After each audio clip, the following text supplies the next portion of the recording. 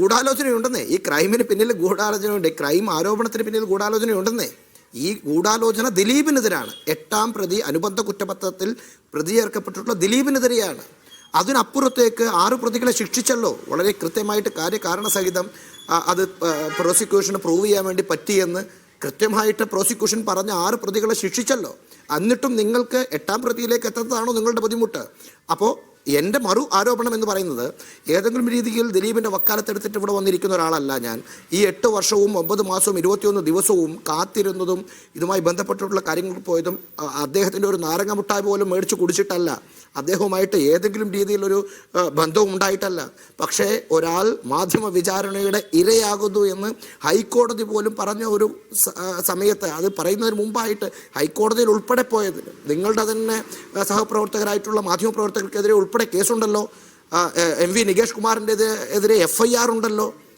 ഇത്തരം ചർച്ചകൾ കൊണ്ടുവന്നതിന്, ഇത്തരത്തിൽ മാധ്യമ വിചാരണ നടത്തിയതിന് റിപ്പോർട്ടർ ചാനലിനെതിരെ 2 കേസുകളുണ്ടല്ലോ.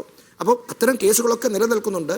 മാധ്യമ വിചാരണയിൽ നിങ്ങൾ ടാർഗറ്റ് ചെയ്തിരിക്കുന്നത് ദിലീപിനെ ആയിരുന്നു, ചെയ്തത് ദിലീപിനെ ആയിരുന്നു.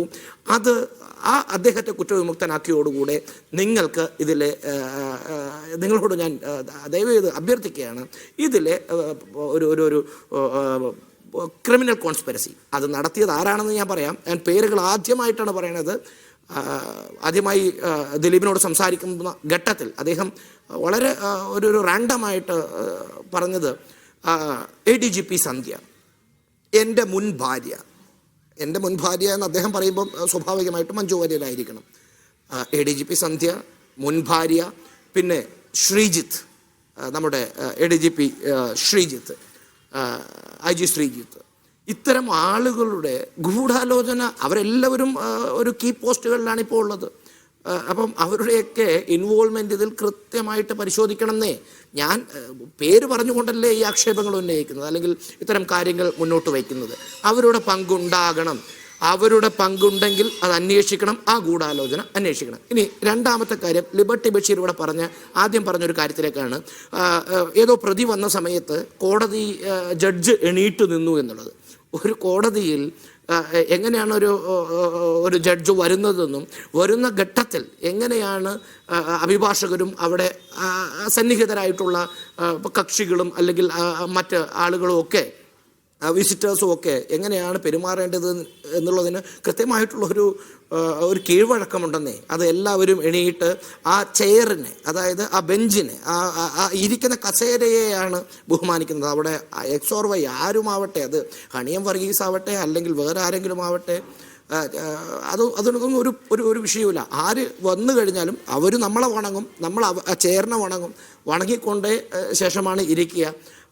മൈ ലോഡ് എന്നാണ് നമ്മൾ, പിന്നെ എന്താണ് ലോഡ്ഷിപ്പ്, മൈ ലോഡ് എന്നൊക്കെയാണ് നമ്മൾ ആ ബെഞ്ചിനെ സംബോധന ചെയ്യുന്നത്. അതായത് ലോഡ് എന്ന് പറഞ്ഞാൽ എന്താണെന്നുള്ളതിൻ്റെ മലയാള പരിഭാഷയൊക്കെ നിങ്ങൾക്ക് അറിയാമല്ലോ. അപ്പോൾ അങ്ങനെ തന്നെയാണ് കീഴ്വഴക്കം, അതൊക്കെയാണ് ചെയ്തിട്ടുള്ളത്. ഇതൊക്കെ മറ്റൊരു രീതിയിൽ ദിലീപിനെ കുറ്റവിമുക്തനാക്കിയത് കൊണ്ടുള്ള വലിയ മോശമായിട്ടുള്ള, അല്ലെങ്കിൽ കോടതിയെ സ്കാൻഡലൈസ് ചെയ്യുന്ന രീതിയിലുള്ള പരാമർശങ്ങൾ അല്ലെങ്കിൽ അത്തരത്തിലുള്ള കാര്യങ്ങളാണ് നിലവിൽ നടന്നുകൊണ്ടിരിക്കുന്നത്.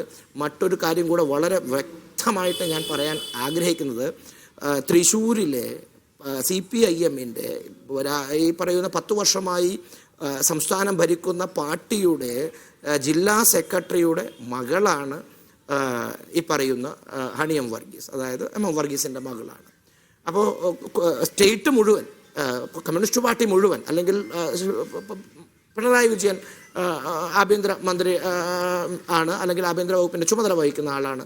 അപ്പോൾ അദ്ദേഹം ഉൾപ്പെടെയുള്ള ആഭ്യന്തര വകുപ്പ്, ആ സ്റ്റേറ്റ് ആണല്ലോ പ്രോസിക്യൂഷനെ മുന്നോട്ട് നയിക്കുന്നത്.